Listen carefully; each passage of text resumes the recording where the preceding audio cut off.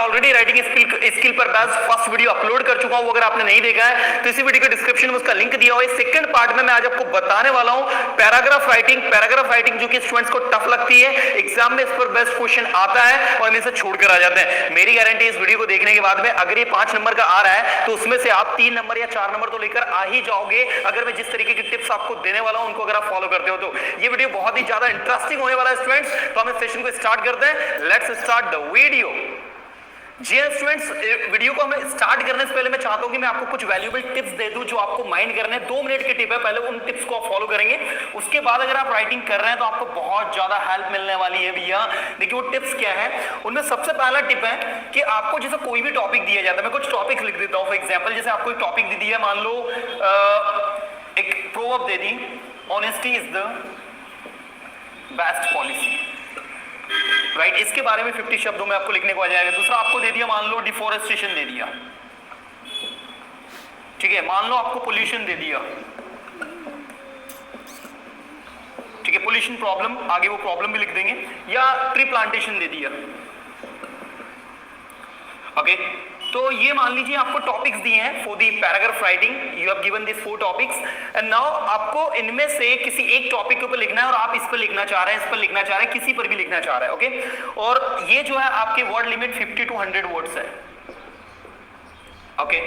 तो आपको सबसे पहली टिप जो मैं देना चाहता हूं ना वो ये है कि आप क्या करना है भैया, सबसे पहले तो उसको रीड एंड थिंक, ये 2 काम पहली फुर्सत में कर ही लेना जैसे ही आप टॉपिक को पढ़े हो। ये हम करते भी हैं, रीडिंग एंड थिंकिंग, ये दोनों चीजें अपने दिमाग में। जैसे टॉपिक को हमने देखा कि चलो मान लीजिए आप ये प्रोवर्ब के बारे में लिखना चाहते हो, honesty is the best policy, just read and think about it, how can I right, what can I right on this topic, क्या लिख सकता हूं मैं, ओके।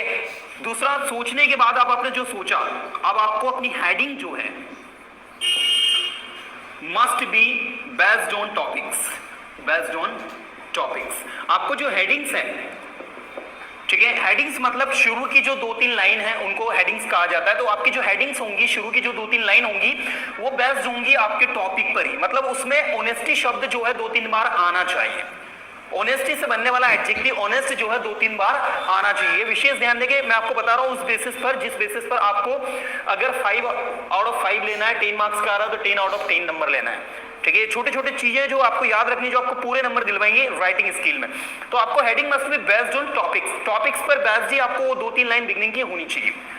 थर्ड, आपको उसमें एग्जाम्पल से ऐड करना है। याद रखिएगा आपके टॉपिक की लेंथ तभी बढ़ेगी जब आप उसमें 2-3 एग्जाम्पल से ऐड करेंगे। आप चाहे तो कोई शॉर्ट स्टोरी बहुत छोटी सी, तो 2-3 या 4 लाइन में कंप्लीट हो जाए, you can add this.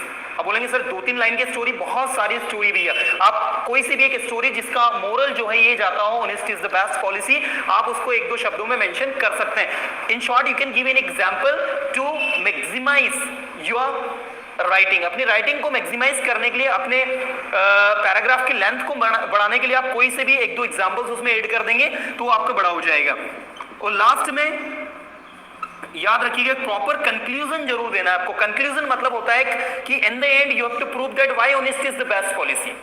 In the end, you have to prove that how deforestation is very problematic for us. In the end, you have to prove that how pollution is going to be a biggest problem in the world. In the end, you have to prove that how tree plantation can save our life. So, जो भी आपका topic है वो topic को in the end आपको conclude करना है। In short, आपके लिए कंक्लूड करने के लिए जो वर्ड्स होते हैं जैसे thus हो गया, ओके, therefore हो गया, हैंस हो गया, ये ऐसी एडवर्ब्स हैं जिनकी हेल्प से आप जो है किसी भी सेंटेंस को, किसी भी टॉपिक को कंक्लूड कर सकते हैं। तो ये 4 टिप्स आपको फॉलो करना है अगर आप चाहते हैं कि आप बहुत अच्छे से लिखे तो। और ये आपके टॉपिक्स थे। अब मैं एक टॉपिक पर आपको प्रैक्टिकली लिखकर दिखा रहा हूं, आपको बताऊंगा मैं कि कैसे आपको अपने शब्दों में एक पैराग्राफ जो है वो लिखना है। तो हम स्टार्ट करते हैं, लेट्स सी। नाउ स्टूडेंट्स, अब हम एक प्रैक्टिकल टॉपिक लेते हैं। जैसे मैंने एक प्रैक्टिकल आपको पैराग्राफ राइटिंग के लिए एक टॉपिक लिया, हम लोग पहले पेज प्रिपेयर कर लेते हैं। मान लीजिए ये आपका कॉपी का पेज है ना, बिल्कुल फोकस करिएगा, समझिएगा, है ना। और कोई सा भी एक टॉपिक जैसे आपने लिया, एक प्रोवर्ब ले लेते हैं हम लोग, where there is a way, where there is a will, there is a way, right. देखिए एक प्रोवर्ब है, where there is a will there is a way, जहां चाह वहां राह, राइट। अगर इंसान की इच्छाएं मजबूत है तो उसको रास्ता अपने आप मिल जाता है। अब ये प्रोवर्ब है, मेरी फेवरेट प्रोवर्ब है, इसी को मैं एक्सप्लेन कर रहा हूं। देखो सबसे पहले तो आपने इसको रीड किया, जैसे मैंने जो टिप्स दिए थे उनके बारे में रीड किया और सोचना स्टार्ट किया। विल इच्छा हो गया, इच्छा से रास्ता बन जाता है, मतलब कि हमारी जो इच्छाएं हैं वो रास्ता तय करती है, ठीक है, ये हो गया। अब आपको शुरू के 2 3 4 सेंटेंसेस जो है वो आपको विल पावर पर और विल पावर से मिलने वाले रिजल्ट के ऊपर बेस्ड लिखने हैं। तो आप स्टार्टिंग करेंगे, आप स्टार्टिंग इस प्रोवर्ब के बारे में कर देंगे, दिस इज, ये आपका आंसर आप लिख रहे हैं कुछ इस तरीके से, है ना। This is the famous proverb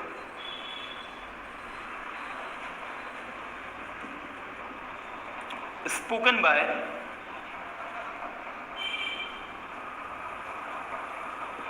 all the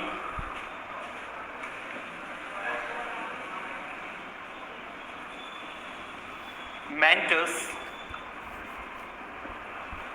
देखिए, this is the famous proverb, ये एक फेमस प्रोवर्ब है, spoken by all the mentors, जो सारे मेंटर्स के द्वारा बोली जाती है। जो जनरली मेंटर्स जब भी स्पीच देते हैं, they use it where there is a will there is a way. This is the perfect example of will power, या आप लिख सकते हैं कि this proverb is the perfect example of will power, right. If one has strong will power, ध्यान दीजिएगा, one जहां पर हमारा सब्जेक्ट नहीं होता, राइट, हमारे पास कोई सब्जेक्ट नहीं हो, तो ऐसी सिचुएशन में हम लोग वहां पर सब्जेक्ट के रूप में वन को ले लेते हैं। So if one has strong will power, यदि किसी व्यक्ति के पास में एक मजबूत इच्छा शक्ति है, मजबूत दृढ़ संकल्प है, राइट, इनमें से, so if one has strong will power, he and she, आप लिख सकते हैं, he can achieve anything whatever he wants,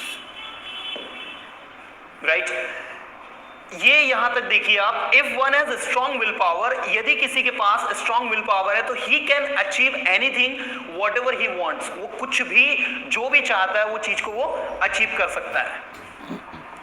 आप आगे एक और कुछ अच्छा आप थॉट्स उसके बारे में लिख सकते हो कि स्ट्रॉन्ग विल पावर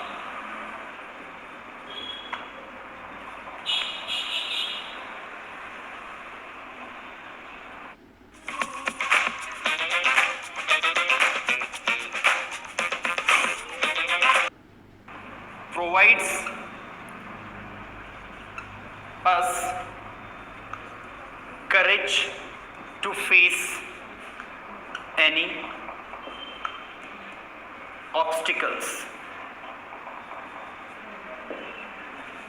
देखिए, स्ट्रॉन्ग विल पावर, एक जो स्ट्रॉन्ग विल पावर होती है, प्रोवाइड्स अस, वो हमें प्रोवाइड करवाती है, वो हमें देती है करेज, साहस, टू फेस एनी ऑब्स्टिकल, किसी भी ऑब्स्टिकल को।